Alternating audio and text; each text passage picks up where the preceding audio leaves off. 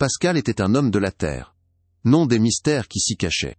Sa vie à Aubepierre, hameau isolé où les toits de lauze semblaient peser sur les murs de pierre, AS, écoulait au rythme lent et immuable des saisons. Chaque lever de soleil annonçait une journée de labeur prévisible, une lutte acharnée contre un sol rocailleux qui ne cédait ses fruits qu'à la force de la sueur. Son monde était tangible, fait de l'odeur de la terre retournée, du chant des cigales sous le soleil de plomb, et du silence profond des nuits sans lune.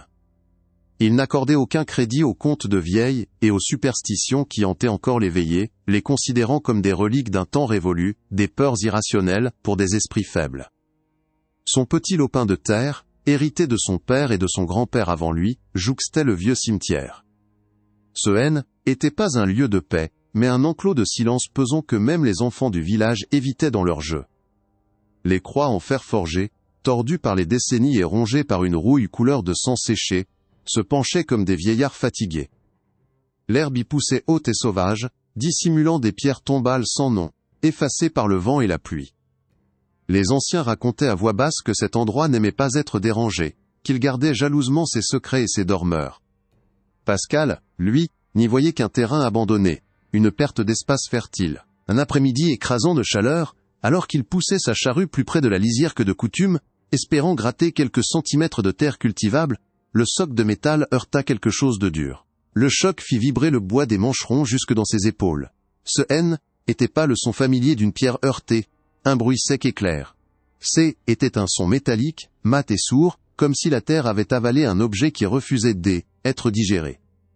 Malgré la chaleur accablante qui faisait perler la sueur sur son front, un frisson inexplicable parcourut son échine, une alerte instinctive que son esprit pragmatique ne sut interpréter. Poussé par la curiosité plus que par une réelle inquiétude, il arrêta son bœuf et se pencha. Il creusa avec ses mains calleuses, écartant la terre humide et sombre qui sentait la décomposition et les racines. À quelques centimètres sous la surface, ses doigts rencontrèrent le contact froid du métal. Dégageant l'objet avec précaution, il découvrit un petit médaillon en argent, noirci par son long séjour sous terre, mais dont les gravures fines étaient encore visibles. Il représentait un oiseau aux ailes déployées. L'objet était froid, d'un froid surnaturel et pénétrant qui lui engourdit les doigts, jusqu'à l'os, un froid qui n'appartenait pas à la terre réchauffée par le soleil. Sa première réaction, un réflexe ancestral venu du plus profond de lui-même, fut de le laisser là. Cet objet ne lui appartenait pas. Il appartenait à ce lieu, à l'un de ceux qui dormaient sous cette terre depuis des temps immémoriaux. Le perturbeur était une violation. Mais alors qu'il s'apprêtait à le recouvrir de terre, la beauté de l'ouvrage et la pensée de sa valeur marchande firent naître en lui une cupidité sournoise. Une petite voix avide qu'il ne se connaissait pas. Quelques francs, peut-être plus. Assez pour acheter de nouvelles semences, pour soulager un peu le fardeau de sa vie. Le besoin matériel l'emporta sur le respect tacite. Il le glissa dans la poche de son pantalon de travail, sentant le métal glacial contre la chaleur de sa peau comme un morceau de glace vive. Au moment précis où ses doigts quittèrent le médaillon, une ombre soudaine voila le soleil, plongeant son champ dans une pénombre grise et brève. Il leva les yeux, surpris, mais le ciel était d'un bleu immaculé, sans le moindre nuage à l'horizon. Un malaise indéfinissable s'empara de lui, le sentiment d'avoir commis un acte irréparable. Sans réfléchir, il détela son bœuf et se hâta de rentrer chez lui, pour la première fois de sa vie, sans oser jeter un regard en arrière vers le vieux cimetière. Cette nuit-là, le vent se leva, hurlant contre les volets de sa petite maison avec une fureur inhabituelle. Ce N était pas le mistral familier, ni le vent de pluie. Était un souffle différent, plaintif et insistant, qui semblait s'infiltrer par les moindres fissures des murs. Allongé dans le noir, Pascal avait l'impression d'entendre des mots dans la complainte du vent, une seule syllabe répétée à l'infini, un murmure guttural qu'il ne parvenait pas à déchiffrer. Il tenta de se rassurer, se disant que ce N était que la fatigue d'une longue journée et le fruit de son imagination coupable, mais le son était si clair, si proche. Il ferma les yeux, essayant de trouver le sommeil, mais chaque craquement de la vieille bâtisse le faisait sursauter. Alors qu'il était sur le point de s'assoupir, il entendit distinctement le plancher de la chambre grincer, juste à côté de son lit. Le son était lent, lourd, comme si quelqu'un se tenait là, l'observant dans l'obscurité. Il ouvrit les yeux en grand, le cœur battant à tout rompre, mais il n'y avait rien. Rien que les ombres et le silence qui avaient soudainement remplacé le hurlement du vent. Pourtant il savait avec une certitude terrifiante qu'il était plus seul dans sa maison. La nuit suivante, le vent tomba, mais le son demeura. Il était plus à l'extérieur, luttant contre les volets, mais à l'intérieur, se glissant le long des murs en pierre de sa petite demeure. Était un sifflement bas, presque inaudible, qui semblait émaner des fondations mêmes de la maison. Pascal, baignant dans une sueur froide, se leva, une vieille hache à la main. Il inspecta chaque recoin, chaque ombre projetée par la lune, mais ne trouva rien d'autre que le silence assourdissant qui suivait chaque murmure. Sa maison, son unique refuge contre le monde, était devenue une cage. Le froid était plus seulement le contact du médaillon. Il imprégnait les murs, le plancher, l'air même qu'il respirait. Il comprit alors, avec une horreur glaciale, que la chose était plus à sa porte. Elle était entrée avec lui. Au fil des jours, la peur se mua en une torture lente et méthodique. Les mouvements qu'il ne percevait auparavant que du coin de l'œil devinrent plus audacieux, plus définis. Ce était plus une simple ombre fugace, mais la silhouette distincte d'une forme haute et dégingandée, qui se tenait parfois à la lisière de son champ au crépuscule, aussi immobile et menaçante qu'un épouvantail planté par une main malveillante. Parfois il l'apercevait brièvement dans le reflet d'une vitre, une tache sombre et verticale, juste derrière son épaule. Chaque fois qu'il se retournait brusquement, il n'y avait rien. Ses dernières tentatives de rationaliser, de blâmer la fatigue ou les jeux de lumière, s'effritaient comme de la terre sèche. Il se sentait chassé sur ses propres terres. L'isolement devint son plus cruel geôlier. Les phénomènes ne se produisaient que lorsqu'il était seul, le coupant de toute aide ou validation possible. Comment aurait-il pu expliquer à quiconque au village qu'une ombre le suivait, ou qu'un murmure hantait les murs de sa maison? On l'aurait pris pour un fou. Ses paroles balayaient, comme les superstitions qu'il méprisait autrefois. Le sommeil l'avait complètement abandonné, remplacé par de longues heures de veille dans l'obscurité, le corps tendu, à l'aile, écoute du moindre craquement.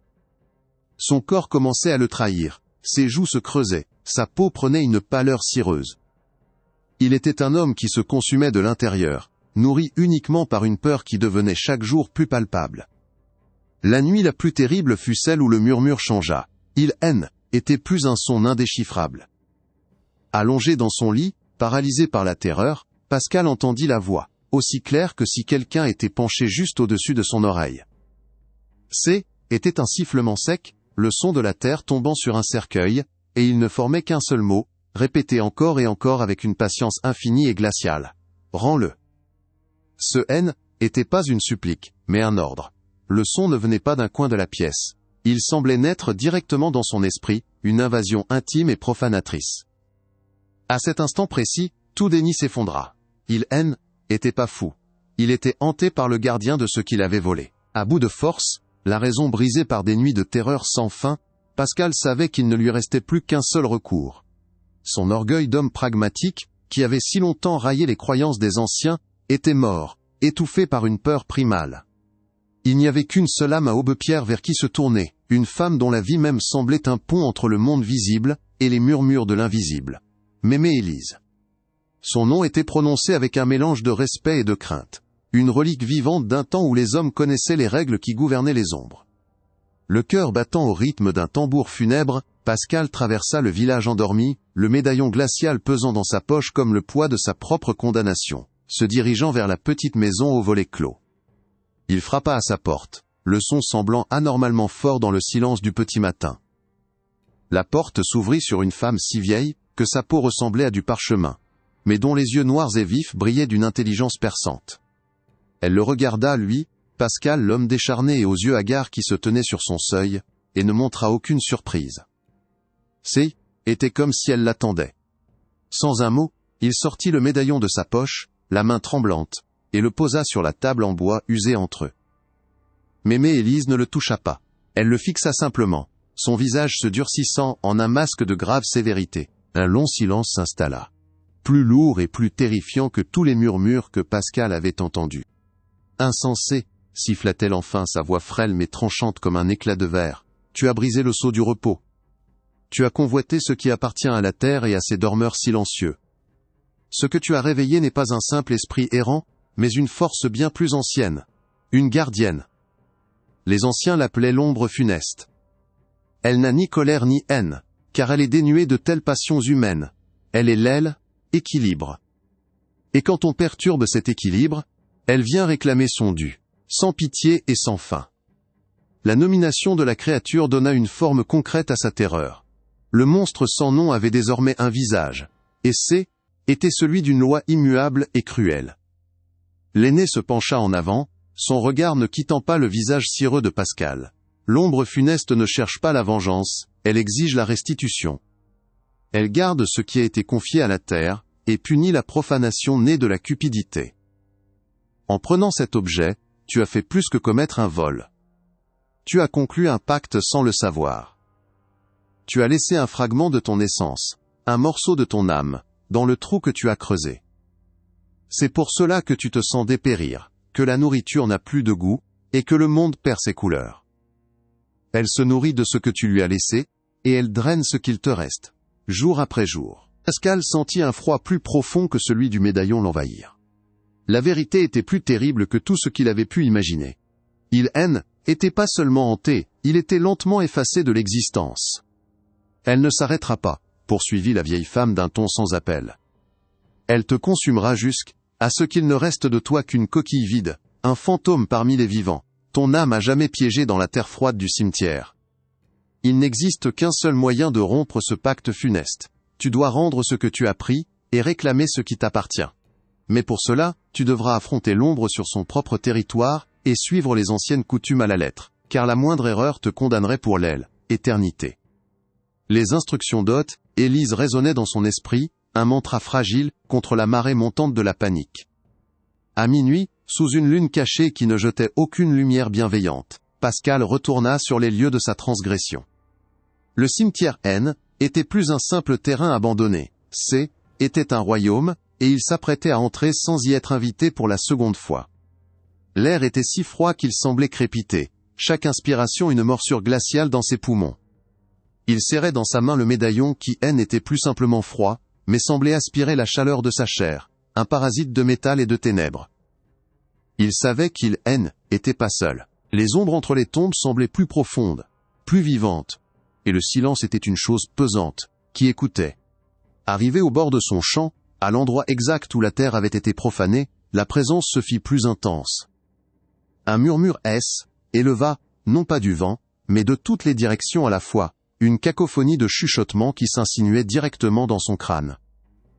Il connaissait son nom, ses peurs les plus secrètes, la honte de sa cupidité. Il lui promettait des richesses inimaginables s'il gardait le médaillon et s'offrait à la terre, et lui décrivait l'oubli infini qu'il attendait s'il refusait. Il sentit ses genoux fléchir, sa résolution s'effriter comme une pierre sèche. Il ferma les yeux, se concentrant uniquement sur la voix de la vieille femme, un phare dans la tempête de sa propre terreur. Devant lui, l'air commença à onduler comme sous l'effet d'une chaleur intense. Mais, était une chaleur de néant. Une tache d'obscurité plus noire que la nuit elle-même, prit forme, grandissant, et étirant jusqu'à atteindre la taille d'un homme, puis bien plus. L'ombre funeste se dressait là, une silhouette sans trait, un trou dans la réalité. Elle n'avait pas Dieu, mais Pascal sentait son regard peser sur lui, un regard qui ne voyait pas son corps, mais qui sondait directement son âme effrayée. Le monde semblait se déformer autour d'elle, les sons étouffaient, les couleurs éteignaient. La peur était plus une émotion. Était une force physique qui menaçait de broyer ses os et d'arrêter son cœur. Avec une main qui tremblait si violemment qu'il craignait de laisser tomber l'objet, il s'agenouilla. Le contact de la terre humide sous ses genoux était étrangement rassurant, un rappel du monde tangible qu'il luttait pour ne pas quitter. Il ouvrit la paume, révélant le médaillon d'argent qui semblait maintenant luire d'une faible lumière malsaine. L'ombre funeste s'agita, une ondulation parcourant sa forme immatérielle. Un son éleva, le bruit de la terre sèche s'effritant, une expression d'avidité primale. Pascal savait qu'il devait agir vite. Chaque seconde d'hésitation était une invitation pour la créature à se rapprocher, à le réclamer, avant qu'il ne puisse terminer le rituel. Il laissa tomber le médaillon dans le trou. L'objet disparut dans la terre, avec un petit bruit mat qui fut aussitôt suivi par un long soupir, qui sembla venir des profondeurs du sol. Était un son de contentement, comme une bête affamée qui reçoit enfin sa pitance. Mais le rituel était pas terminé. En rendant l'objet, il avait honoré sa part du pacte, mais il devait maintenant briser le lien, réclamer la part de lui-même, qu'il avait échangée par inadvertance. L'ombre, ayant récupéré son dû, se tourna vers lui, non plus comme une gardienne, mais comme une créancière venue chercher le paiement final. Elle se jeta en avant, un raz-de-marée silencieux de ténèbres pures. Le temps parut se ralentir. Au lieu de reculer ou de crier, Pascal fit le geste que lui avait enseigné Élise, un geste absurde face à une telle horreur. D'un mouvement sec et désespéré, il retira sa vieille veste de travail et la retourna complètement, avant de la renfiler à l'envers. Pour un battement de cœur, l'assaut de l'ombre funeste s'arrêta net. La créature, une incarnation de loi ancienne et immuable, parut désorientée par cet acte illogique, cette inversion du monde des hommes. C était un défi à l'ordre naturel, un grain de sable, dans un mécanisme cosmique, et cela lui accorda la précieuse seconde dont il avait besoin. Profitant de cette brève confusion, il porta son pouce à sa bouche, et mordit avec toute la force qui lui restait. Une douleur fulgurante explosa dans sa main, et le goût métallique et chaud de son propre sang emplit sa bouche. C était un acte de sacrifice, un ancrage dans le monde des vivants du sang et de la douleur. Une perle de sang sombre apparut sur la peau de son pouce. Il la fixa, un point rouge et vital dans un monde de gris et de noir. Les murmures autour de lui se changèrent en un hurlement strident de rage et de frustration. Il avait utilisé son propre corps, sa propre essence, pour renforcer la barrière entre son âme et l'appétit de la créature. Alors, levant le menton face à la masse d'ombre vacillante, il prononça les mots. Sa voix était rauque, brisée par la peur, mais elle portait dans le silence surnaturel. Ce qui est à la terre retourne. Ce qui est à moi, avec moi demeure. Il le répéta une seconde fois, plus fort, sentant une force qu'il ne se connaissait pas monter en lui. Ce N était plus une prière, mais une affirmation, un commandement. Les mots anciens, chargés du poids de générations de croyances, formèrent un bouclier invisible autour de lui. La pression écrasante de la présence de l'ombre commença à reculer, repoussée par une loi encore plus fondamentale que la sienne. L'ombre funeste émit un son qui déchira la nuit, non pas avec du volume, mais avec une pure agonie. C était le bruit d'un lien qui se rompt, d'une encre arrachée à ce qu'elle tenait. La silhouette noire implosa sur elle-même, se tordant et se contractant comme si elle était en proie à des convulsions mortelles. Puis, avec une vitesse fulgurante, elle fut aspirée vers le bas, s'engouffrant dans le petit trou où reposait le médaillon, comme si la terre elle-même venait de réclamer sa gardienne errante. En un instant, elle disparut. Le froid mordant évanoui, le silence redevint normal, et l'air fut de nouveau respirable. Pascal resta seul dans le cimetière, tremblant de tous ses membres, mais entier. Aussitôt que l'ombre fut engloutie par le sol, le monde reprit son souffle. Le froid surnaturel qui lui rongeait les os, évanoui, remplacé par la fraîcheur ordinaire d'une fin de nuit. Il resta à genoux, pantelant, le corps, secoué de tremblements incontrôlables, et le goût métallique de son propre sang encore vif sur sa langue. Le silence qui s'installa était plus menaçant, mais simplement vide. Il était seul, véritablement seul pour la première fois depuis des jours. À l'horizon, les premières lueurs de l'aube commencèrent à déchirer le voile noir du ciel, peignant les nuages de teintes pâles de rose et de gris. C était une promesse de chaleur et de vie qui semblait presque obscène après l'horreur glaciale qu'il venait de traverser. La nuit était finie, mais elle avait gravé sa marque en lui. Il se releva sur des jambes tremblantes et rentra chez lui sans jamais jeter un regard en arrière. Le chemin du retour, qu'il avait parcouru des milliers de fois, lui parut étranger. Chaque pierre, chaque arbre, semblait maintenant posséder une conscience silencieuse, un secret qu'il avait ignoré toute sa vie. En franchissant le seuil de sa maison, il ne ressentit ni soulagement ni triomphe. L'arrogance de l'homme, qui ne croyait qu'en la force de ses bras, était morte cette nuit-là, dans la terre froide du cimetière. Elle avait été remplacée par un respect craintif et profond pour les forces qui dorment juste sous la surface de notre monde. Il sentait le poids de son âme réintégrer sa poitrine, non pas comme une libération, mais comme un fardeau retrouvé, une responsabilité dont il ne pourrait jamais plus se défaire. Les jours qui suivirent ramenèrent une routine trompeuse. Pascal retourna à ses champs, le soleil réchauffa de nouveau sa peau, et le chant des oiseaux remplit à nouveau l'air. Mais quelque chose était irrémédiablement brisé. Il ne labourait plus jamais jusqu'à la lisière du vieux cimetière. Une bande de terre large de plusieurs mètres fut laissée en jachère, une frontière tacite et sacrée, qu'il n'oserait plus jamais franchir. La véritable cicatrice était pas sur sa chair, mais dans son regard. Ses yeux, autrefois vifs et moqueurs, portaient désormais une ombre permanente, une profondeur, où se reflétait le souvenir d'un vide insondable. Il était devenu un homme silencieux, un gardien involontaire d'une vérité qu'il n'avait jamais voulu connaître. Écoutez bien, et souvenez-vous de ce récit. Elle, épreuve de Pascal, n'est pas une simple fable destinée à vous glacer le sang au coin du feu, mais un avertissement gravé dans la mémoire de cette terre. La première règle, la plus sacrée de toutes, est celle-ci. Ne prenez jamais ce qui appartient aux morts. Que ce soit une fleur fanée, une simple pierre ou un médaillon d'argent, ce qui est confié au sol, doit y demeurer pour elle. Éternité. Profaner une sépulture n'est pas un simple vol. C'est la rupture d'un pacte silencieux entre le monde des vivants et celui des dormeurs. C'est un déséquilibre qui appelle une correction, et des gardiens comme l'ombre funeste, existent précisément pour restaurer cet ordre, peu importe le prix pour l'imprudent. La deuxième leçon touche au cœur même de l'homme. Méfiez-vous de la cupidité. C'est une brèche dans l'aile, âme, une porte obscure qui, une fois entr'ouverte, invite des entités que nul ne peut espérer contrôler. Pascal, pour la promesse de quelques francs, a failli perdre son essence vitale. Ce qui brille sous la terre n'est que rarement un trésor. C'est le plus souvent un appât, un leurre destiné à tester la pureté de vos intentions. L'ombre funeste n'est pas attirée par le mal, mais par la faiblesse que l'avarice engendre. Elle y voit une invitation, un consentement tacite à l'anouï, échange. En prenant ce qui ne vous appartient pas, vous offrez en gage une part de vous-même, et la dette sera toujours réclamée.